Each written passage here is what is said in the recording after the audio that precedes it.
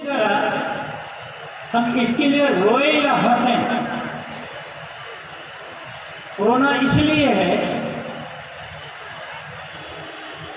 कि उनका साहचर्य उनको प्रत्यक्ष देखने मिलेगा नहीं, किंतु हंसना इसलिए है जिसके लिए उन्होंने गृह का त्याग किया था, वो काम पूरा कर दुनिया से चले गए, अपने धाम चले गए, तो फिर रोना क्यों?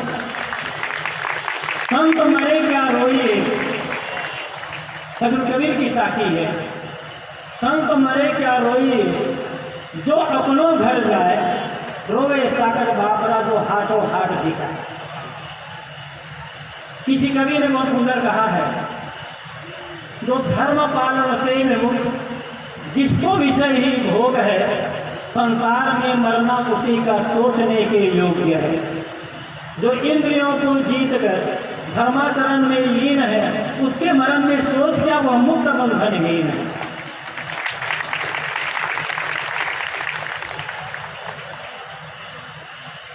अनादिकाल से ये जीव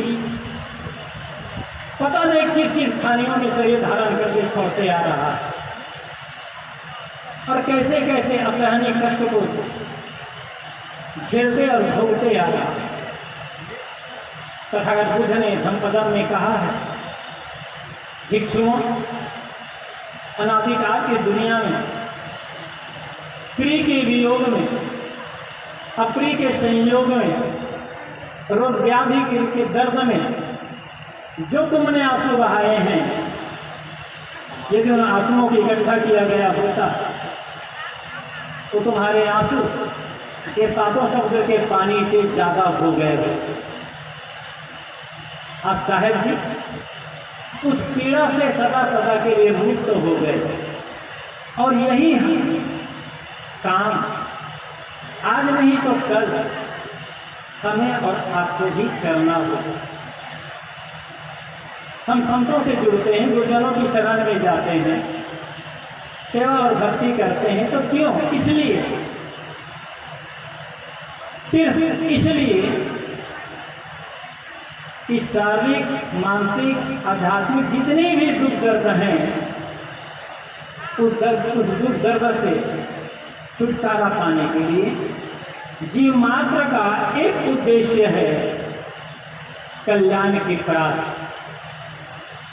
और कल्याण का मतलब होता है जीते जी मन में किसी प्रकार का कोई दुख, कोई क्लेश, कोई पीड़ा न रह जाना, किंतु हर समय मन का आत्मतृप्त, आत्मसंतुष्ट और आत्मलीन रहना।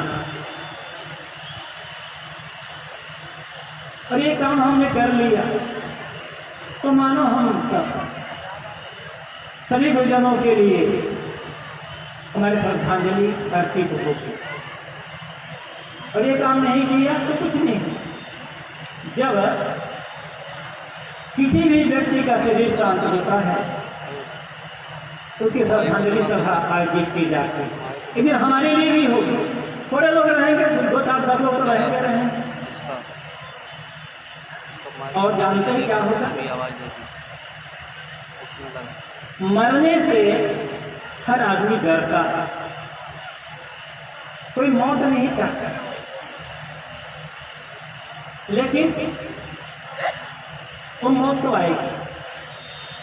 अभी हम आए हैं प्रयागराज से,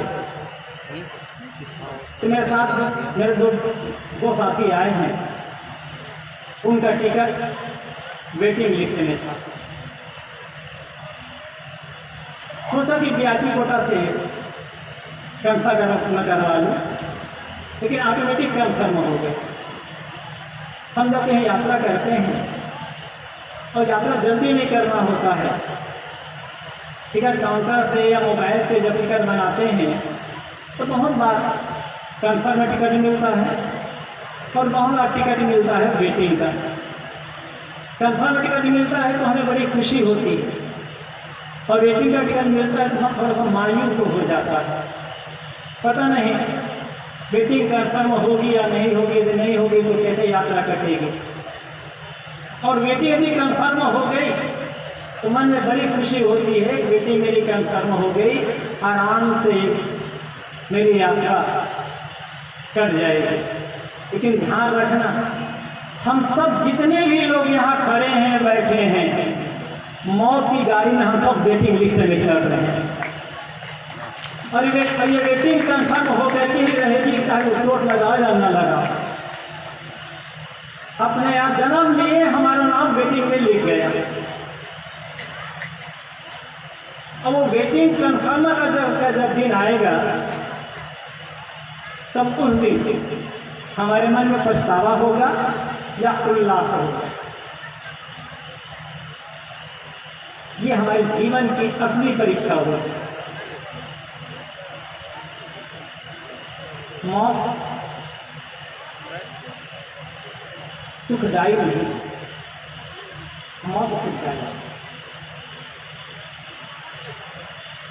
सदगुरु कबीर क्या कहते हैं, जेहि मरने से जब डरे मेरो मन आनंद, कम मरियों का पाई हो पूरन परमानंद। जिस मृत्यु का नाम सुन करके संसार के लोग डरते हैं, उसकी याद करके मेरे मन में उल्लास आ जाता है कि कब शरीर छूटेगा और कब ये देह बंधन से जीव मुक्त होकर के परम आनंद की स्थिति में अपने आत्मधाम में पहुंच जाएगा, आत्मलीन हो जाएगा।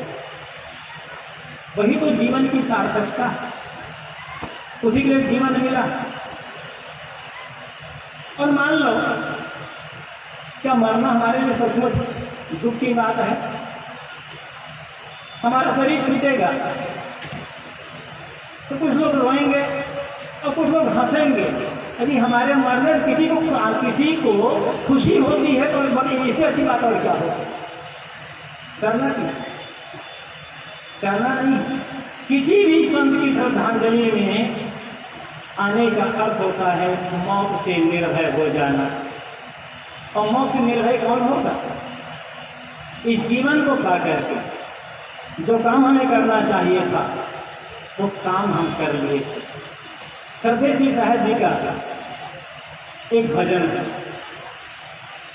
आप सब बहुतों की याद होगा। मैं भजन गाता नहीं हूँ, उसमें की दो पंक्तियाँ। ज्ञान गंगा नहा लो प्यारे मना,